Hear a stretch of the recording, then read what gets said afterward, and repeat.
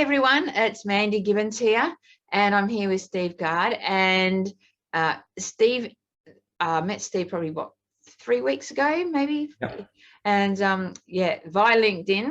And LinkedIn, as you know, is an amazing place to connect with people. And I was so inspired by some of his posts and what he's been doing in the world. So I'm going to let him explain a little bit about that, but it's been super exciting. I caught up with him a couple of weeks ago via Zoom, like coffee catch up, and and we decided we have to do a podcast episode about him and what he's up to and how he's helping people, and also his own resilience story. So Steve, welcome. Yay. Thanks for having me. It's awesome to have you on board today. So tell us a little bit about what you're doing at the moment, and also then we'll go into some questions about how that started and tapping into resilience a little bit more as well. Yeah, cool. And stop me if I go on too much, because I'm fairly passionate about what I'm about to talk about. Well, that's a good thing. I like that. So yeah, my name's Steve Gard. I'm a career recruiter, so I've only ever done recruitment, and up until about 3 years ago I had been in different sort of heads of recruitment type of roles for big corporate organizations, and then decided actually I was going to go and start my own business and help organizations with their recruitment strategies and things like that. So doing some consulting work, and that was in April 2019. And then obviously we all know what happened at the beginning of 2020. And yeah, recruitment pretty much stopped. Nobody needed consultants. I was pretty much stuck. Didn't really know which way to turn. So actually started to do some coaching with job seekers and people that were looking for roles, people that have been made redundant, and giving some advice and guidance on their CVs and interviews and stuff like that. I used to do Zoom calls like this. And it was there that I was starting to see the stress and anxiety people were going through in their job searching, particularly at that time. So we were speaking to a lot of people that had just been made redundant, you know, maybe had been in their roles for years and hadn't interviewed or had to apply for jobs, and going into what was a pretty rubbish job market at the time, not many people recruiting.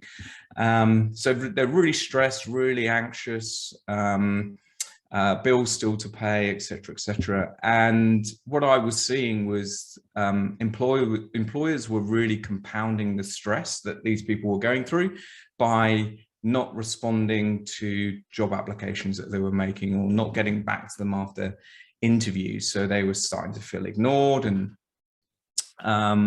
feeling ignored was probably the biggest one, but it was compounding their stress and anxiety that they were going through.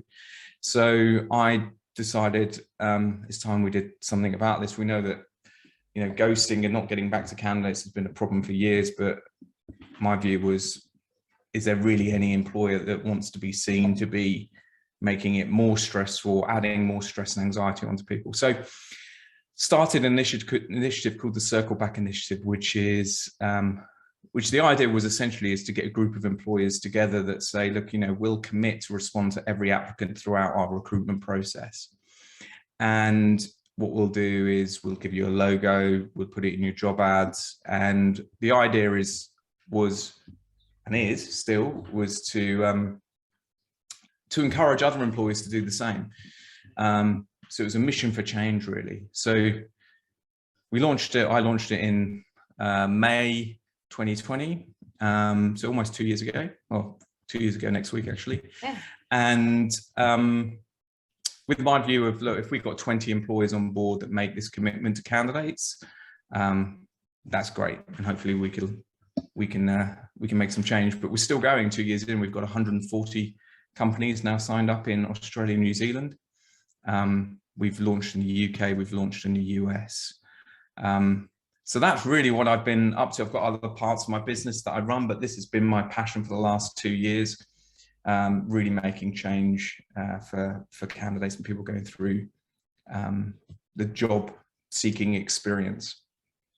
Yep. And would you mind sharing also, because, you know, we spoke about this when we caught up last time, and that was how it actually affected you, because when you actually understand yourself, what people are going through. That makes it a lot easier, right, in how you resonate with them. But often it's interesting, isn't it, how when circumstances or how that we feel about something kind of inspires us, right, what we're going through to actually be able to help people in a different way. So how was tapping into your own resilience, how did that kind of come about with that? Because that would have been a pretty tough time at that time to like say, hey, I'm going to go and do this, right? Yeah, I mean, it was a big, starting my own business. I left a perfectly good job, a well-paid job to follow my dream in April 2019, and it all pretty much come crashing down as soon as sort of COVID hit our shores. And it was really difficult because, you know, I'd spent from April to December really building the business up, getting my brand name out there. And I pretty much 3 really good contracts on the table about to be signed, probably needed, you know, if I got them across the line, I would have needed to hire people. So it's a real, you know, went into that Christmas period and that New Year period really excited and came out having lost everything. Literally all those contracts disappeared. So,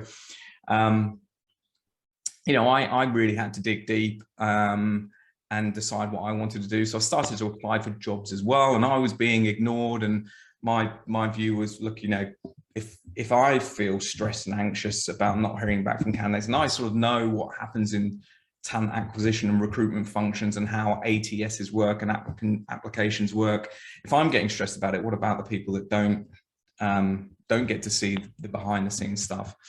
So that was one part of it. But you know, I decided, look, you know, I can only really change what I can influence. And that was really, you know, there wasn't any point trying to fight and sell consulting and sell recruiting. Let's just try and find something that I can really get my teeth into that gives me purpose. And that was, again, one of the key things for me is having purpose. Yes. And one of the things that also drove me to start the initiative, because, you know, your job is often your purpose. And then when you don't have your job job seeking is your purpose. And if that isn't being supported by employers, or actually, you know, it doesn't even need to be supported by employers, but just a respectful acknowledgement of your purpose, which is job seeking at that time. So that was really, really important to me as well. Yeah.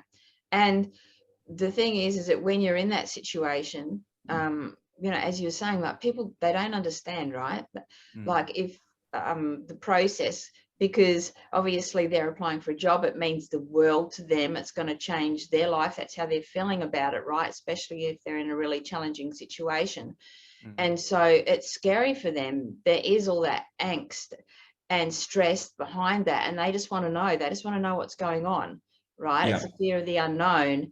And so when you're in a really difficult situation and someone doesn't get back to you, and you're banking on that, and you don't hear anything, and that happens several times in a row, which, you know, was happening a lot during that whole period, then you can understand that's just like getting a kick in the gut, another kick in the gut, another kick in the gut. When you're already feeling like that and you're feeling helpless and not in control, it like compounds it so much, right, for people. Yeah, 100%. And if you really think about it, as I said before, if you asked any employer, would you like this to be, or would you like this to be part of your sort of people strategy, that you actually do cause this? Nobody's going to put their hand up. Oh, no. And it's actually even easily resolved. Yeah, that's it. And so tell us about the impact then, because that's like being able to change that, you know, from a personal point of view, that would have been huge for you, knowing that you were having that impact on people. But also, you know, you said that you got together with other people that were in your industry, and they were able to, you know, like having like a group of people working together to help on that, to make a difference, to make an impact, to help people feel not so stressed and feel like they're being heard, right? Because that's super important. What's some of the feedback that you've been able to get back from that? like in how that, you know, people have just been so relieved to hear back, well, at least I can move on now, or woohoo, at least I know where I am in the process now. Yeah, you know, we've done quite a bit of sort of research. Well, I say research, sort of things like LinkedIn polls and things like that, which are really insightful. And so one of the first bits of research we did was really looking at, you know, do candidates want to hear back, or, you know, is it what's worse, getting lots of no's, or getting no's, or not hearing at all? And the data was sort of saying, actually, people just want to know where they stand. And by knowing where you stand, at least you know. I mean, if you think about it, if you don't hear anything, you don't know if you've got if my application's actually even arrived. I don't know if it's looked at. I don't know anything. And you're sort of waiting and waiting and waiting. So, you know, the feedback's been really interesting, and I tended to get the feedback from the employers that have signed up, where they've got candidates that have come back to them and said, you know, I really appreciate you coming back to me. You know, not many companies do that, and actually, you know, it's made me feel you know, really positive about the brand, and I'll apply again. We've had employers saying, you know, candidates have specifically applied to us because they know that we're part of the initiative, and we know that we're going to get some sort of return on investment. It might not be the job, but it will be an outcome. We've had candidates saying, look, you know, I've put in a better application because I know that I'm going to get some sort of return. I know it's going to get looked at. I know I'm going to get an outcome, and that's win-win for the candidate and the recruiter as well.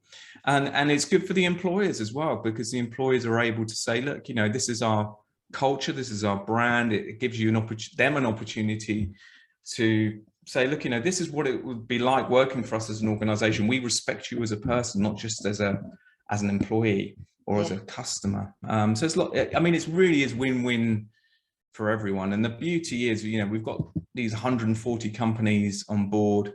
We've got really, really big companies. So we've got, you know, Kmart and Officeworks and LinkedIn and Canva, you know, big organizations, you know, BAE Systems, you know, big organizations that have got recruitment functions, that have got recruitment technology, and recruit, you know, thousands of people a year. And then we've got, on the other end, we've got organizations that might hire 5 a year, don't have a recruitment team, don't have recruitment technology, but they've all got the mindset of, this is absolutely the right thing to do. So what it allows us to do is, there isn't a single company that can come to me and say, we can't do that, because I can point to one of the 140 and say, well, they can, and they are. So yeah. That's awesome. And so in regards to like seeing all this impact that you're having, how is that like felt for you, right? Because that's pretty exciting. Yeah, I mean, it's the most accidental business that I've ever, or mission that I've ever created. I mean, I honestly thought, and so, you know, in a selfish way, I needed something myself, as I said, to have a purpose through 2020. I needed that. You know, I was suffering from depression. I went to the doctors and recognized it fairly quickly, and luckily, and went to the doctors and said, you know, I'm not feeling right. I've been, you know, so stressed building my business, and it's all gone. You know, he was great. But I needed a purpose, and that purpose was the initiative. So I pivoted my other business a little bit. So I started to do some online training for recruiters, but it wasn't keeping me busy enough. I needed something that gave me a mission, gave me a purpose for 2020. And it did exactly that for that time. But yeah, now I still pinch myself that it's still going and it's still happening. But the great thing about that, it obviously it's a big problem that we need to resolve, and nobody else seems to be doing it. So that is the best thing I've ever done. In all honesty, in a very difficult time, in a very difficult period, but it was the best thing I've ever started, and I nearly didn't do it. That's the worrying thing. Tell me about that. I nearly didn't do it. So I had the idea, and then I was starting to think, you know, is this really the right thing to do? Are people going to get behind it? And actually, it was a bit of a risk.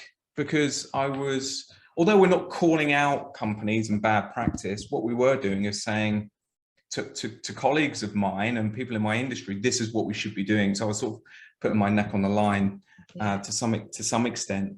And I did a lot of consultation with some of my sort of key contacts, and there's a couple of people just said, look, I don't think you should do it because it might upset the industry a little bit. And then I had one other conversation with somebody else who just said, whatever you do in life, you're never going to please everyone. Yeah. Right. And you've got to, if you want to make change, you've got to be bold. And that was the afternoon I switched it on and went for it. And there's companies that haven't signed up, that won't sign up. But the idea is that after time, we want them to stick out like a sore thumb because they're not part of the initiative. Yeah, and they will, right?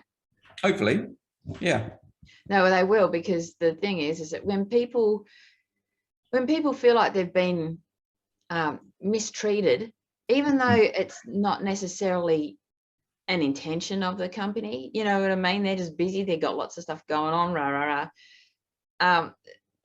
but when people feel like that, they tell other people, right? So then it doesn't take long for it to get around, and it's not like what you're proposing to them and helping them to stand for is actually going to help them in their own reputation, as well as building rapport. Because right from the get-go, if you apply with a company and you have amazing rapport right from the beginning, whether or not you get the job, you still remember that, right? Yeah. And then when you start with the company, if you do get the job and you start with the company, then you know how caring they are, right? You know that they actually give a shit, that they're not just, you're not just a number, so to speak. Yeah. And there's some really interesting stats and data around those points. So again, I run another poll a couple of weeks ago actually, and asked the question, have you stopped buying from a brand because of a poor candidate experience? Yes. And it was like 82% of people said, yeah, do you know what? I've stopped buying from a company because they didn't treat me well as an employer, so I stopped. Yeah. And there's some data that came out, I can't remember which, it might have been LinkedIn actually, was saying that I think it was something like 78% of people view the candidate experience as an indicator of what the culture is going to be like in that organization as well. Yeah. So lots of win-win. It really is win-win for everyone. And, we've got the technology. When I say we, us recruitment folk, we've got the technology to be able to get back to everyone now. Yeah. There really is no excuse. The biggest excuse I hear is that, well, we get completely inappropriate job applications for roles that they're just not suited for, and clearly they've not read the job ad. My response to that is, we don't know they haven't read the job ad, and it's important we get back to them because we don't know what they're going through as individuals. Yes. So, in my case, I was applying for recruitment jobs, so I was applying for other jobs as well because I needed to work. Yeah. You've got people that want to get out of a difficult employer or employment situations, so they do whatever they can to get out of that, or they've become a single parent and they need to change their career or whatever it might be. We don't know as recruiters, we can't second guess it. Yes. So we should get back to everyone. We should treat everyone with respect. That's what all it is. It's treating people with respect. Yes. Yeah. And what's some stories that if you have any that you could share, because it's nice to be able to actually hear kind of like case studies or about the impact that especially if there's a company watching this at all, but even people that are going through the recruitment process, like to be able to hear those kinds of stories. So we've got 6 different standards that we ask employers to commit to around their communication. So earlier on in the recruitment process, you know, when somebody applies, they get an acknowledgement of their application. That's one standard. Yeah. And as they sort of go through the process, they get an outcome. That can be by email before they get interviewed. But as soon as they're interviewed, Yeah. our standard is that everybody gets a call, right? So if we have a face-to-face interview on Zoom or in real life, they get a call with the outcome. Yeah. Now, because we've said you've got to give them a call with the outcome, that automatically means that the employer needs to give some feedback, because it's very difficult to have a conversation like this and say, sorry, you've been unsuccessful, and then not continue to say why. It's almost impossible to have a conversation like that. Yes. Yeah. So it's what it's doing is making sure that employers are giving sort of reasons at interview or post-interview why they've not been right. So, you know, you can't bring a candidate and say, sorry, there were better applicants, and then leave it at that, because you've got to go into it a little bit more detail. So I think that's one of the biggest things that we've seen that actually has really elevated what comes back to candidates, but also it helps the recruiters in-house as well be able to go to the hiring managers and say, I can't have a conversation without feedback, so I need that feedback from you, and I need it measured, and it needs to be objective, and you know, we need it to be good. So it's driving better practice across that whole sort of chain of flow of communication. And that makes sense, because there are times when you know, you can be feeling like, because you do go into that headspace, right, of especially if you're experiencing mental health issues and just even in general, right, feeling like a loser, like, what's wrong with me, why aren't I getting these jobs? But the thing is that, like, if you know, you could be applying for positions where you're overqualified, or like your skills could be used better in this area or that area, and they could actually be giving you feedback. And it is a bit trickier to do that on just an application. Yes. So most employers, you know, won't give specific detailed feedback on your application. The part of that is, you know, feedback is about, you know, coming back on a performance on something, and it's hard to give that sort of feedback because you don't know what's been left out of the CV and the application. Yeah. If that makes sense. So often we'll find that employers will have, you know, we encourage employers to give as much detail as possible, but you know, when you've got 1,000 applications, for example, it's almost impossible to do that. I meant like if it was a Zoom conversation or a conversation. Yes. But yeah, an interview, absolutely, 100%. You know, we should be able to give some sort of feedback and guidance and say, look, you know, you didn't get through because X, Y, and Z. We really like this. We didn't like this so much, or whatever it might be. Yeah. And that's why we say to employers, it's got to be a call after an interview, apart from when they're doing very, very high volume recruiting. So if you think about, you know, recruiting 500 Christmas casuals, for example, actually it's a worse candidate experience if you're candidate number 400 to get a call, because that could be 3 months later. So yeah, that makes sense. And the other people that are involved in this as well, what's some of the, because that would be, because at the end of the day, you're getting to fill your own cup, right? Like this is, you know, like this is very purpose driven for you, and the other people that are involved that got involved with it with you as well, like, are they sort of very much on that same wavelength? Like they've found it very fulfilling? Yeah, well, it's only me running it. I did have a guy in the UK running it for me for a while, but we've got some really cool sponsors. So we don't charge employers to get involved. But we do have some sponsors that get involved as well, or have got involved, and actually all of them got it from day one. So I spoke to quite a few. So we've got a company called Live Hire, which run applicant tracking systems and talent modules for organizations. And we've got a company called Sapia, which used to be called Predictive Hire, which have a assessment model for recruiters.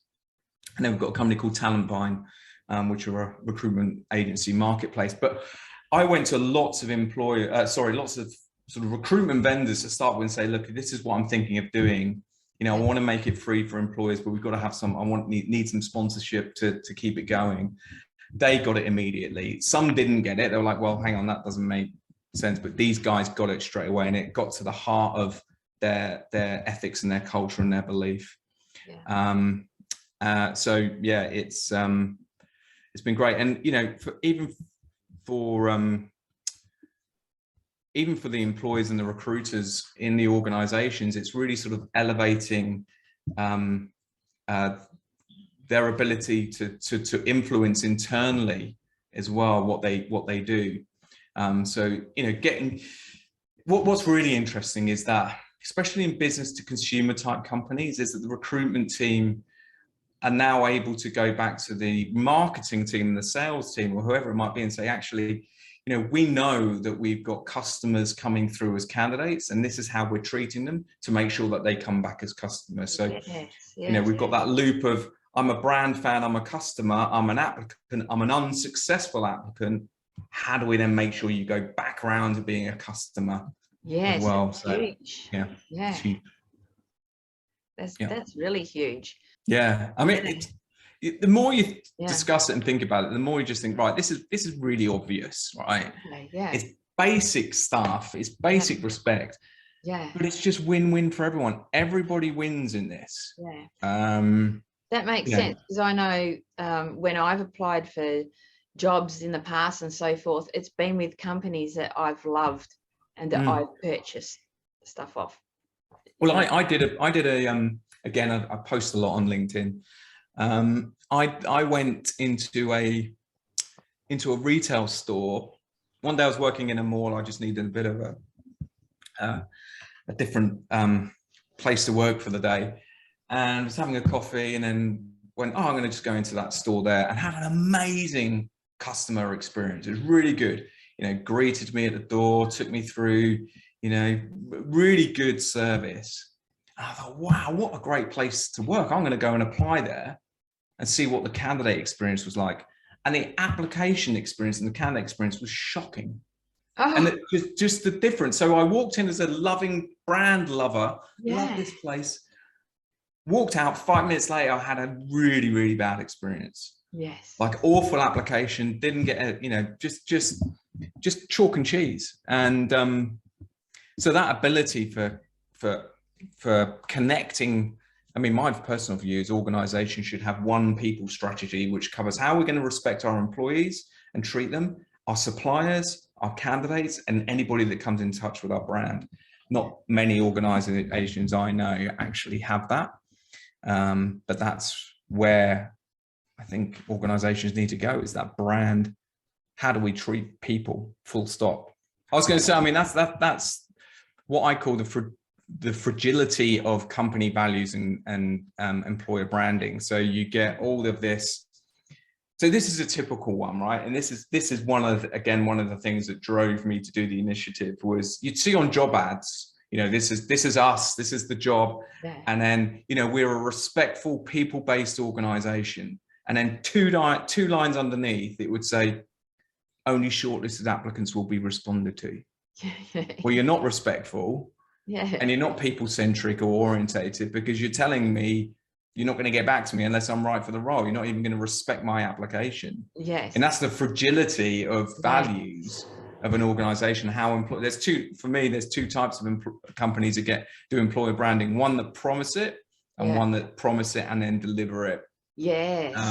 And it is the biggest thing I think that recruitment functions and employers need to think about, is how do we make sure that actually what we're saying we are, who we are, what our culture, what our values are, is actually experienced at the front door. And the front door is the application process and the recruitment process. Yes. You know, there's no point saying, oh, we do this once you join. Well, I want to see it as a candidate now.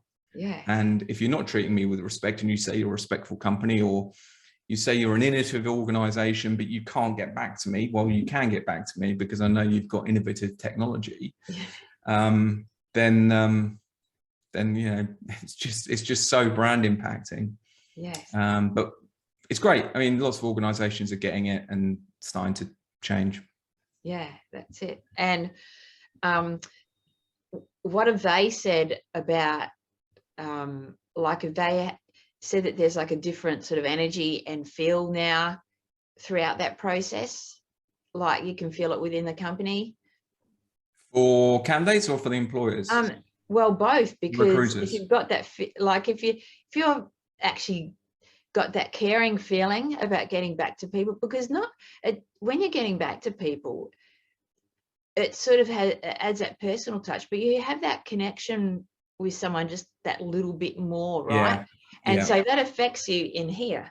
Yeah, I mean, I get emails from employers most weeks with a note saying, look, you know, we've just had an email back from a candidate who's saying, look, you know, it really makes a difference hearing back. That makes us feel, you know, great. But do you know what's really interesting is I haven't met, and I've spoken to hundreds and hundreds of companies about this initiative. I haven't met or spoken to a company that doesn't believe it's the right thing to do.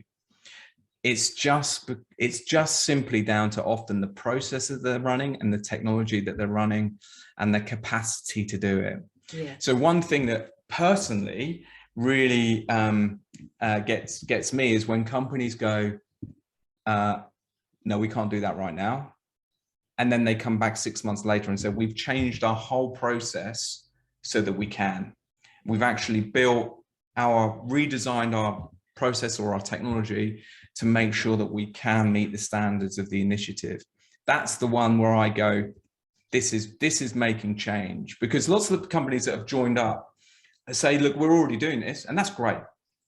So they're part of this wave of change and they're encouraging others to do it. But the one for me personally is the ones that go, can't do it right now. I go, that's cool, that's fine, but we're going to make change. And then they come back 6 months, a year later, 3 months later, whatever it is, we're ready.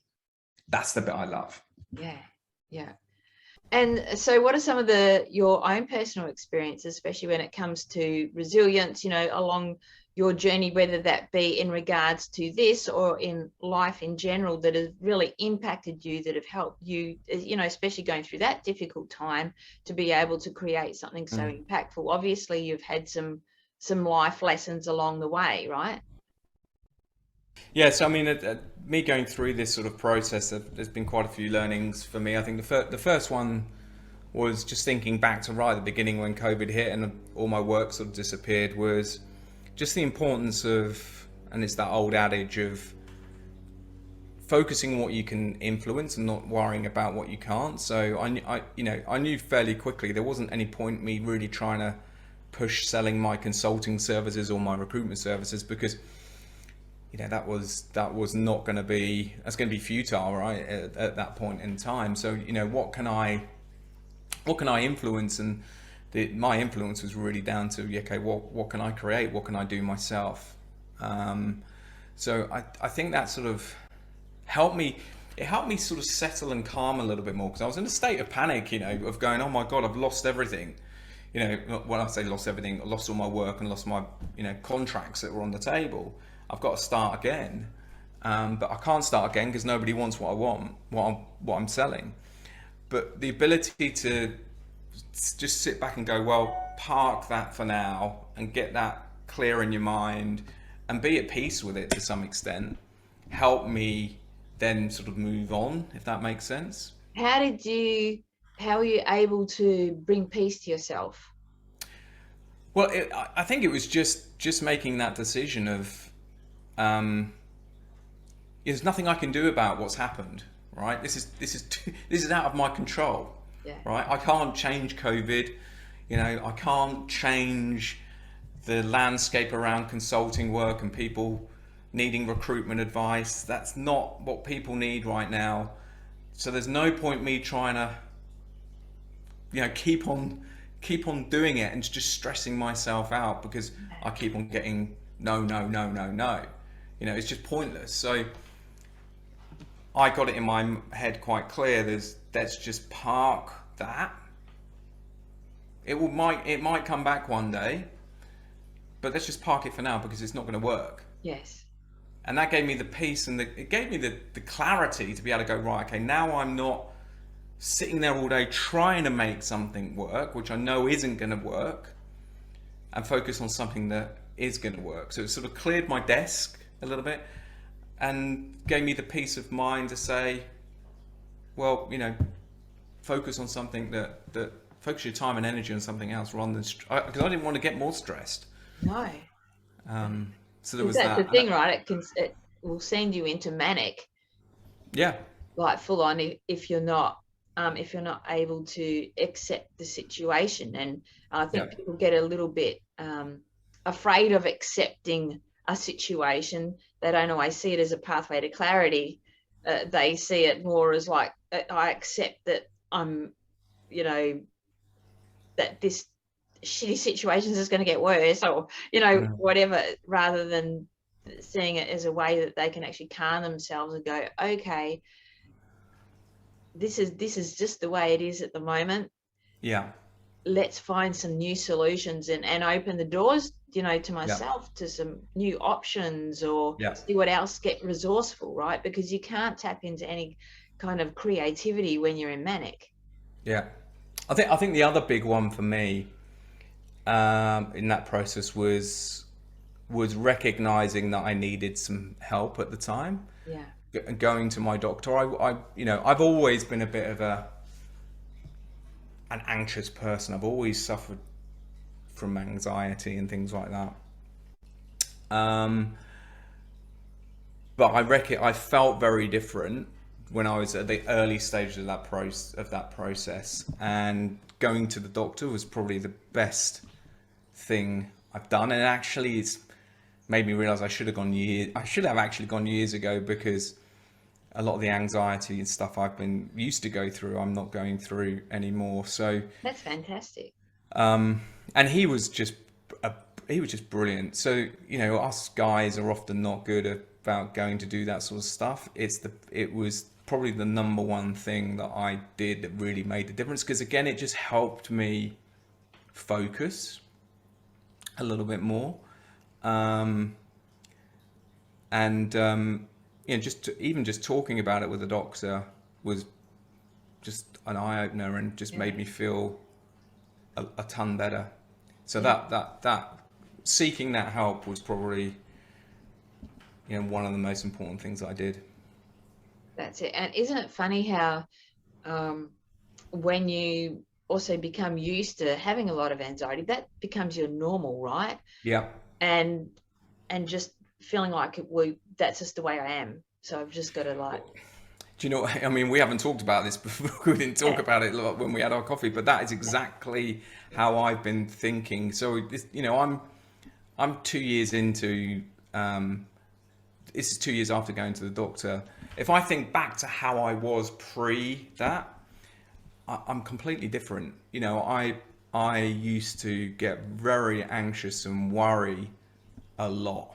And I always just thought it was just the way I was. You know, that's how my mum's been, and my gran was, my sister is. And I look back now and say, look, I'm just, you know, I'm not, don't get me wrong, I haven't gone completely chilled out and laid back, but I'm more rational with my worry now. I can manage it a lot better. Whereas before I just thought I'm just a big worrier, and that's the way I am, and it's never going to change. Yeah. And that's the bit that frustrates me a little bit. I wish I'd done something about this many years ago. Yeah. But at least I'm glad I did it. Yeah, because that's when it's not so much about acceptance. It's like it's like complacency, but more for the fact that you feel like there's no necessary solution for it. It's just I've just inherited this thing and now I'm kind of stuck with it. Yeah. That's a huge breakthrough. So isn't it funny how these situations, like something that can be so incredibly, it's like, you know, I often say you get these taps on the shoulders, right, to do something about something, and you don't do it, then you get a bit of 4x2 across the head. You know, like, wait. Yeah. I think the final, just on this, I mean, I think the final thing is just my final learning was just go for it. Yeah. Just go for it. That person that gave me that last bit of advice of, look, you're never going to please everyone. Yeah. And I guess I think what that was my anxiety coming in, saying I've got to please everyone, so I'm not going to, Yeah. just go for these things. And and there's been things that I've done since that I've gone, I'm going to try that, and if I fail, I'm cool with that. Whereas before, if I'd failed, I'd been like, I wouldn't do stuff for fear of failing. Yeah. And now I've done stuff and I've gone, I don't really care. I'd love it to work, but if it fails, it fails. But it's that old adage, it's a learning. Yeah. My mindset wasn't like that before. So just going for stuff and doing it, and just do it like the Nike adverts are, Yeah. It's funny because I was about to ask you that, like, what did you say to yourself? Like if you were used to experiencing anxiety, when you do take those bigger steps for yourself, because obviously you were going to be taking big steps, right? Yeah. And so, yeah, what were the words that you were saying to yourself? And you were just sharing that then, and that's perfect, right? Because when you do take, doesn't matter how big or little the steps are, but when you sort of do things that challenge yourself a little bit and you keep achieving them, you're building so much rapport within yourself, right? And you're going, holy crap, I did that. That's pretty awesome. What else can I do, right? And it creates this momentum for yourself. Yeah, I mean, it's you're exactly right. It just gives you that. It gives you that confidence to do more. And you hear everybody saying, anything is possible. You can do anything you set your mind to. Well, actually, you've actually got to try something for that to realize that that's true. Yeah. So one thing that's happened since the initiative is I've built a piece of recruitment technology. So I've got a recruitment software business now, which I'd never in a million years would think I would do that. Yeah. And I know for a fact, if I hadn't gone on this journey of starting the initiative and putting myself out there, I would never have done it. So I've now ended up in a place where, I mean, my original business plan that I had when I started my business is in tatters on the floor. It's completely different. And this comes back to my fourth point of what I've learned is sometimes you just got to let the wind take your sails and guide you, because this has come out of the blue, this product that I've created, and it was never in the plan, but it's taken me on a journey just because I've launched something, or I went for it. Yeah. And that's really super exciting. Where's next? Yeah. And you probably wouldn't have, even if that had have like come up for you in a thought that would be something cool to do, you may not have even done it because you hadn't built that rapport within yourself to even like go, yeah, I'm going to go for it. Yeah, I would never have done it. 3 years ago, I would never. If somebody said to me in 3 years' time, you're going to have a software product that you've designed and rolled out yourself, yeah, I would have gone, you're joking. Never. Yeah. I'd love it. I'd love to be able to do that. Yeah. But I just don't have, I used to suffer a lot with imposter syndrome and things like that. And I've just, Yeah. I think tell us a little bit about that, because heaps of people experience that. Well, I think what I've realized, certainly over the last 3 years, is that nobody's born an expert in anything. Yeah. Everybody learns their trade or whatever they do. And actually half the time people are making up as they go along anyway. We're all learning as we go. I don't think anyone's born with, very few people are born with innate natural talent at something. It's all achievable, all learnable. But if you don't try it, you're never gonna learn it. Yeah. And I think too,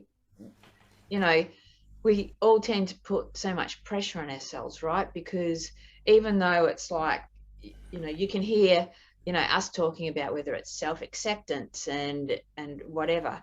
But then you can also like wrap a bit of perfectionism around that, right? And then think, well, then if I'm self-acceptance, then I will never have any fear around anything, and then I'll just be in control of everything, and Yeah. 100% direction, and I can conquer the world, and all of this. And it's great to have that excitement, but being able to have your own back and know that you can adapt at any time to whatever situation, even if it is challenging. It doesn't mean, I even talk about, resilience. People often think that resilience is like, you never get to have any more, you don't get to have any more bad shit happen in your life, right? You just get to avoid it, and you just stay nice and stable the whole way through. And where it's not really, about that. It's being able to, you learn all these lessons like you have, and like I have in life, and you're able to go, well, I've been through that. What lessons and insights have I learned from that now? Okay, if I just keep taking these baby steps forward, right, whether the big ones or the small ones, I start feeling better about myself. And then I go, wow, I achieved this, I can do this next step, right?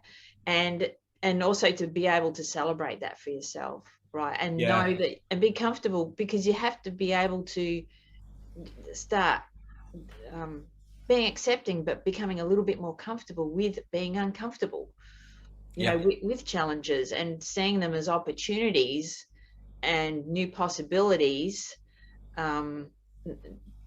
Even, and you don't have to feel like that 100% of the time, but feeling like knowing that there's possibilities and opportunities and challenges, really it allows for a little bit of hope and excitement, even in the times when you're not feeling so great about yourself and about situations. And I think that's really important for people to just like be super cool with that when they're experiencing that, and just go, you know what, I'm not perfect, but it's okay that I'm feeling bad about this. It's okay that I'm feeling